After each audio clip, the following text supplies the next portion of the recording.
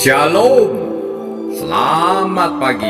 Sate pagi hari ini bertemakan Wujud Cinta Perempuan Itu, karya Pendeta Andar Ismail dari seri Selamat Bercinta, terbitkan BPK Gunung Mulia. Di dalam ruangan itu ada sekitar 15 orang lelaki. Tiba-tiba seorang perempuan cantik masuk. Ia berjalan langsung ke tengah ruangan dan mendekati tokoh yang adalah pusat perhatian pertemuan itu. Tanpa sepatah kata, perempuan itu menuangkan parfum ke atas kepala tokoh itu. Itu bisa menjadi sinetron sensasi. Ceritanya ada di Markus pasal 14 ayat 3-9. Detail dari Yohanes 12 menambah lengkapnya cerita. Sebuah kutipan diambil dari TB2 LAI, dan cerita ini juga dicatat di Matius 26. Lalu ada cerita yang agak mirip di Lukas 7. Akan tetapi dibandingkan secara teliti, cerita di Lukas 7 bukanlah peristiwa yang sama, sebab meskipun ada persamaan alur dan pelaku, namun substansinya dan kerukma cerita sungguh berbeda. 2 hari sebelum kematiannya, Yesus diundang makan di rumah seorang. Semuanya lelaki, sebab perempuan pun tidak boleh makan bersama lelaki. Di situ Yesus duduk makan. Bahasa aslinya kata kein meno. Itu bukan duduk, melainkan berbaring. Tepatnya setengah berbaring sambil bertumpu pada siku tangan kiri. Lalu tiba-tiba seorang perempuan cantik masuk ke situ.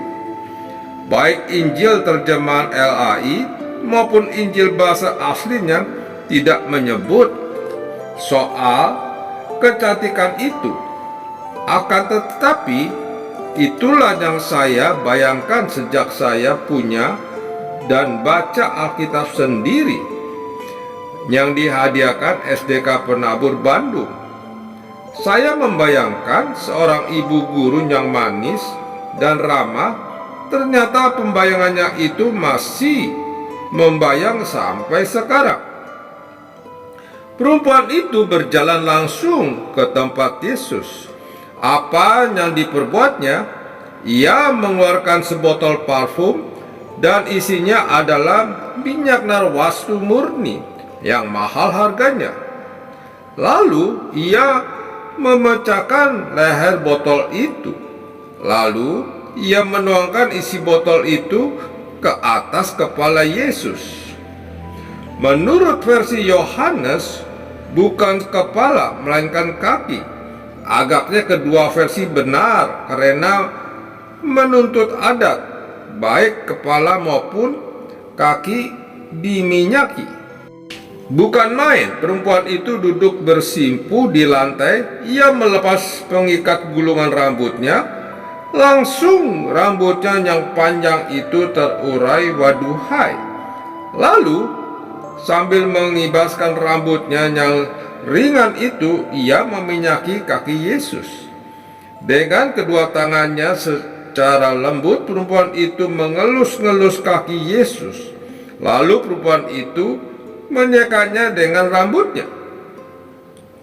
Injil versi manapun tidak menyebut bahwa rambut perempuan itu panjang, terurai, lembut, luas, ikal, lebat, berkilau. Mengapa saya lancang menyebut begitu? Pikir saja sendiri.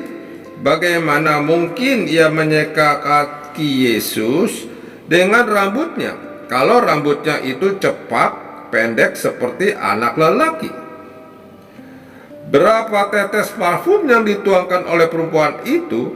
Menurut versi Yohanes, setengah liter minyak narwastu murni. Bayangkan, setengah liter 2 tetes saja sudah wangi, apalagi setengah liter. Tak heran versi Yohanes mencatat, dan bau semerbak minyak itu memenuhi seluruh rumah itu. Bukan hanya seluruh ruangan, melainkan seluruh rumah. Bayangkan apa yang terjadi di ruangan itu. 15 orang lelaki ada di situ. Pasti semua mengangkat hidung terangsang oleh wangi parfum itu. Pasti semua mata tertuju pada perempuan yang duduk bersimpu di lantai dengan rambut terurai bergoyang-goyang. Wanginya yang sedap, pemandangan yang asik. Intermezzo itu menyenangkan. Lelaki mana yang tidak senang mencium parfum dan melihat perempuan cantik bersimpu? Ingat, mereka lelaki muda. Jangankan lelaki muda, saya yang sudah tua bangka pun senang ada di ruangan itu. So pastilah. Akan tetapi semua orang di ruangan itu adalah orang beragama yang tentu merasa diri berakhlak. Mereka senang mencium parfum dan melihat perempuan yang memesona itu. Akan tetapi, pantaskah orang saleh dan suci seperti mereka memandangi perempuan itu? Dalam hitungan detik terjadilah konflik batin. Apa jalan keluarnya? Resepsi itulah mekanisme jiwa untuk menghadapi apa yang sebetulnya kita senangi, namun kita anggap kurang berakhlak sehingga kita menekan perasaan senang itu dan alam sadar ke alam bawah sadar. Di alam bawah sadar, apa yang sebetulnya kita senangi tadi kita ubah tanpa sadar menjadi tidak kita senangi. Itulah juga yang terjadi di ruangan tadi. Para lelaki itu langsung menunjukkan sikap tidak senang. Mereka mengomel, "Untuk apa pemborosan minyak narwastu ini? Sebab minyak ini dapat dijual 300 dinar lebih dan uangnya dapat diberikan kepada orang-orang miskin." Bukan hanya itu reaksi orang-orang di ruangan itu, tulis Markus. Lalu mereka memarahi perempuan itu. Versi bahasa aslinya enebrimonto, artinya mendamprat atau mencaci maki. Verba Yunani itu dipakai oleh Markus secara harfiah, seperti juga di pasal 1 ayat 43. Itulah kuatnya mekanisme resepsi.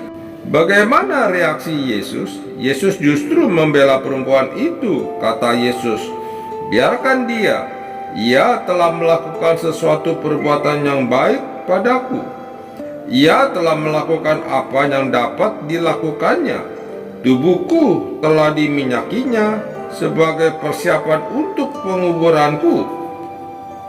Ternyata Yesus menilai perbuatan perempuan itu sebagai antisipasi upacara meminyaki jenazahnya.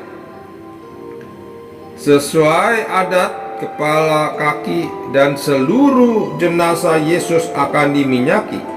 Itu akan terjadi 2 hari lagi. Akan tetapi, tidak ada seorang pun yang berpikir ke sana. Hanya perempuan ini seorang diri. Perhatikan anak kalimat Yesus, "Meminyaki sebagai persiapan untuk penguburanku." Bahasa aslinya prolelaben, artinya sebagai yang di muka. Bandingkan terjemahan BIMK, "untuk penguburanku sebelum waktunya." Oleh sebab itu Yesus menghargai perbuatan perempuan itu. Yesus menilainya sebagai sebuah perbuatan yang baik padaku. Bahasa aslinya en emoi, artinya di dalam aku, yang berimplikasi sesuai kehendakku. Apakah kehendak Tuhan? Mewujud nyatakan cinta, perempuan ini telah mewujud nyatakan cintanya kepada Yesus. Pada waktunya ia meminyaki kaki dan kepala Yesus, bukan nanti ketika Yesus meninggal dunia, melainkan sekarang selagi ia masih ada. Sewangi-wanginya parfum, apakah guna parfum itu untuk orang yang sudah meninggal? Sebagus-bagusnya sebuah perbuatan, terlambatlah perbuatan itu bila dinyatakan nanti sesudah orang itu meninggal dunia. Mengapa bukan sekarang mewujudkannya cinta kasih itu seperti yang dilakukan perempuan tadi? Amin. Mari kita berdoa. Bapa Surgawi, terima kasih jika pada pagi hari ini kami dapat merenung tentang minyak parfum yang diberikan kepada Tuhan Yesus. Amin.